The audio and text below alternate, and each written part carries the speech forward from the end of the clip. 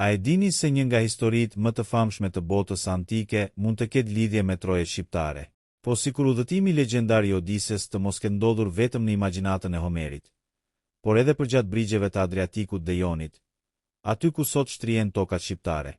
Për shekuj me radhë, studiues, arkeolog dhe historian kanë debatuar mbi vendodhjen e ishujve, qyteteve dhe ngjarjeve të përshkruara në Odisen. Disa teori sugjerojnë se disa prej këtyre vendeve mund të kenë qenë në rajonin e Epirit dhe brigjeve ilire. A është kjo një rastësi, apo një vërtet historike që ka mbetur në hije? Në këtë video do të shqyrtojmë faktet, teoritë dhe dëshmitë që lidhen me Odisen dhe Trojet shqiptare, duke ndarë qartë atë që mbështetet nga burimet historike nga ajo që mbetet hipotezë. Qëndroni deri në fund, sepse ajo që do të dëgjoni mund të ndryshojë mënyrën se si e shihni një nga eposet më të mëdha të njerëzimit. Odisea dhe misteri i brigjeve ilire. Që nga momenti kur Homeri shkroi Odisen, rreth 8 shekuj para erës sonë, njerëzit janë përpjekur të zbulojnë se ku ndodheshin në të vërtetë vendet që përshkruhen në poem. Ishujt magjik, brigjet ku Odiseu u përball me rreziqe të panumërta, tokat e mbretërve të fuqishëm dhe detet e stuhishme kanë qenë objekt debatesh për më shumë se 2000 vjet. Për shumicën e studiuesve, Odisea është një përzierje e ngjarjeve historike, miteve dhe imagjinatës poetike. Homeri nuk shkroi një hartë gjeografike, por një epos që bashkonte kujtesën e popujve detar të Mesdheut me legjendat e kohës së tij. Pikërisht për këtë arsye, shumë vende të përshkruara në poem nuk mund të identifikohen me siguri. Megjithatë, gjatë shekujve kanë lindur teori të ndryshme që përpiqen t'i vendosin disa nga këto ngjarje në brigjet e Adriatikut dhe Jonit. Disa studiues kanë argumentuar se Homeri mund të ketë përshkruar territore që sot përfshin Shqipërinë e Jugut, Epirin dhe pjesë të Bregdetit Ilir. Këto ide mbeten hipoteza dhe nuk përfaqësojnë një konsensus akademik, por vazhdojnë të ngjallin interes. Në antikitet, brigjet ilire ishin ndër zonat më të rëndësishme të lundrimit. Anijet që udhëtonin midis Greqisë, Italisë dhe pjesës veriore të Adriatikut kalonin pranë këtyre brigjeve. Detarët njihnin mirë rrymat, stuhit dhe gjiret natyrore që ofronin strehim. Për një poet si Homeri, i cili mblidhte rrëfime nga marinar dhe tregtar, nuk do të ishte e pazakontë të dëgjonte histori edhe për këto vise. Një nga argumentet që përdorin mbështetësit e kësaj teorie është fakti se në Odisen përshkruhen shpesh brigje shkëmbore, male të larta që zbresin drejt detit, gjire të fshehura dhe ujëra të rrezikshme. Të gjitha këto tipare gjenden edhe përgjatë Bregdetit shqiptar. Megjithatë, duhet theksuar se peizazhe të ngjashme ekzistojnë edhe në shumë pjesë të tjera të Mesdheut. Një tjetër element interesant lidhet me Epirin. Në kohën klasike, Epiri ishte një rajon me rëndësi të madhe, i banuar nga fise si Molosët, Thesprotët dhe Kaonët. Autor të lashtë si Herodoti, Tukididi dhe Straboni përmendin këto popullsi në veprat e tyre. Në Odisen, Odiseu përmend udhëtime drejt viseve veriperëndimore të botës greke, gjë që ka bërë disa studiues të mendojnë se ai mund të ketë kaluar edhe pranë këtyre territoreve. Një nga episodet më të diskutueshme është ai i Feakasve. Në poem, Feakasit përshkruhen si detar të jashtëzakonshëm, që jetonin në një vend të pasur dhe mikpritës. Disa studiues i identifikojnë me banorët e Korfuzit, ishullit që ndodhet shumë pranë Bregdetit shqiptar. Korfuzi në lashtësi kishte lidhje të forta tregtare dhe kulturore me brigjet përballë, duke përfshirë zonat e Kaonisë dhe Epirit. Pikërisht kjo afërsi gjeografike ka bërë që disa autorë të sugjerojnë se një pjesë e ngjarjeve të fundit të Odisesë mund të jetë frymëzuar nga ky rajon. Megjithatë, edhe kjo mbetet një interpretim dhe jo një fakt i provuar. Arkeologjia ka zbuluar se brigjet shqiptare kanë qenë të banuara dhe të zhvilluara shumë kohë përpara periudhës klasike. Vendbanime si Butrinti, Fojnike, Oriku dhe Apolonia dëshmojnë për një qytetërim të rëndësishëm në këtë rajon. Edhe pse shumica e tyre u zhvilluan pas periudhës që zakonisht lidhet me luftën e Trojës, ato tregojnë se këto brigje kanë qenë pjesë e rrjeteve të hershme të tregtisë dhe lundrimit. Në të njëjtën kohë, duhet të kemi kujdes që të mos ngatërojmë afërsinë gjeografike me provën historike. Deri më sot nuk është zbuluar asnjë mbishkrim, dokument apo gjetje arkeologjike që të provojë se Odiseu ishte një personazh historik që udhëtoi në territoret e Shqipërisë së sotme. Shumë studiues madje e konsiderojnë atë një figurë letrare të ndërtuar mbi tradita të ndryshme heroike.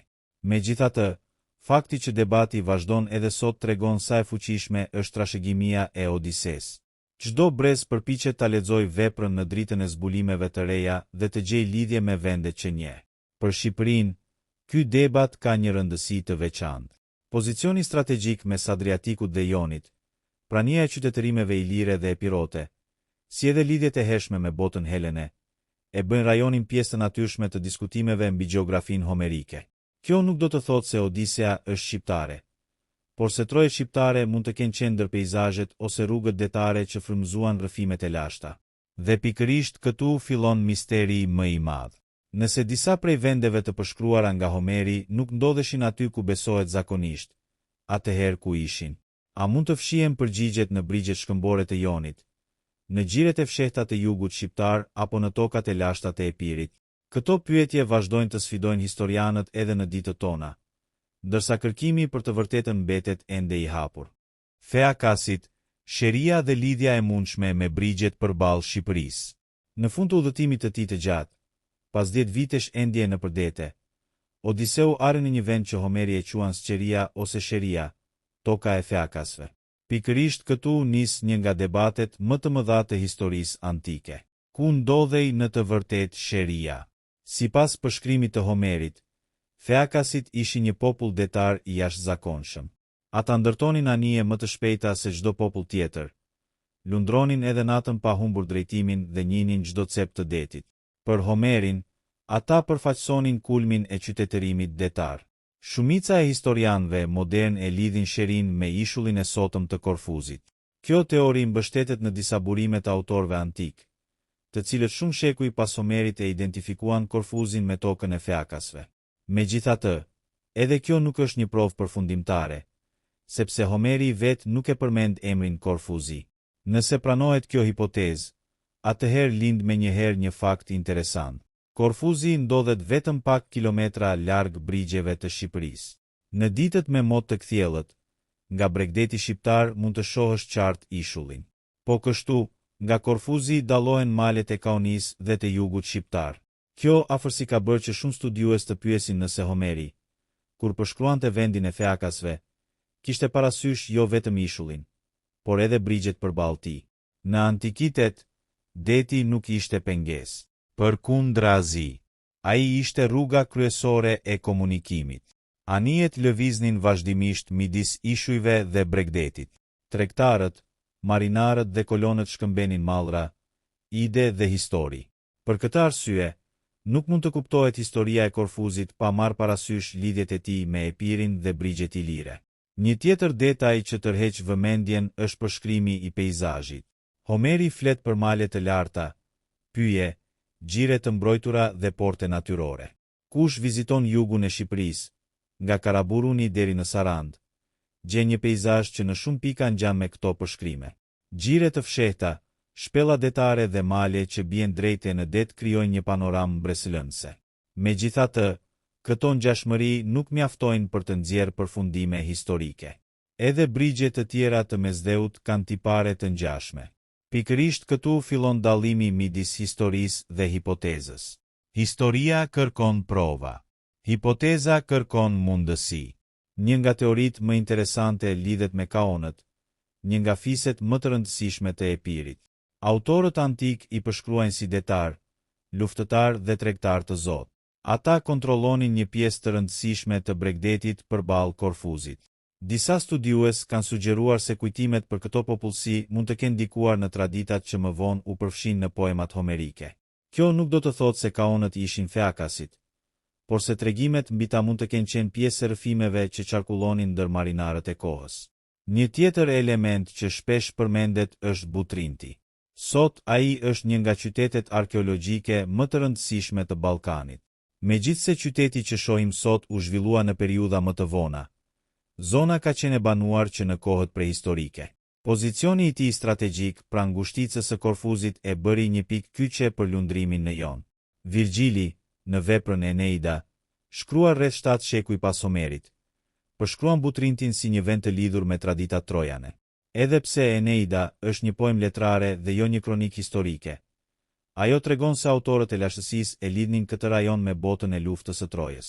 Kjo ka ushqyer më tej teoritë që përpiqen të lidhin edhe udhëtimin e Odiseut me këto brigje. Por historianët paralajmërojnë të jemi të kujdesshëm. Fakti që një vend përmendet në letërsi nuk do të thotë se ngjarjet kanë ndodhur realisht aty. Një tjetër mister lidhet me teknologjinë detare të feakasve.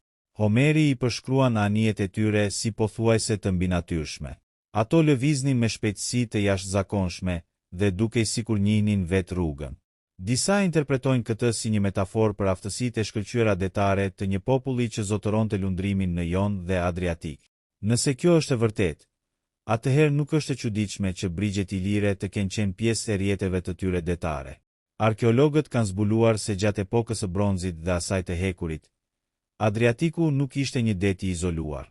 Përkundrazi, ai lidhte Italinë, Ballkanin dhe Greqinë në një rrjet të gjerë shkëmbime tregtare. Nëpër këto ujëra lundroni metale, qeramik, armë, verë, vaj ulliri dhe shumë mallra të tjera. Kjo do të thotë se marinarët e kohës njihnin shumë mirë edhe brigjet e Shqipërisë së sotme. Një aspekt tjetër interesant është mënyra se si Homeri përshkruan mikpritjen e feakasve. Odiseu pritet si mysafir, ushqehet, dëgjohet dhe vetëm më pas pyetet për emrin e tij. Ky ritual i mikpritjes ishte një element i rëndësishëm në shumë kultura të Ballkanit të lashtë dhe vazhdon të jetë pjesë e traditës shqiptare edhe sot. Megjithatë, mikpritja ishte një vlerë e përhapur në shumë shoqëri mesdhetare dhe nuk mund të përdoret si provë për një lidhje të drejtpërdrejtë.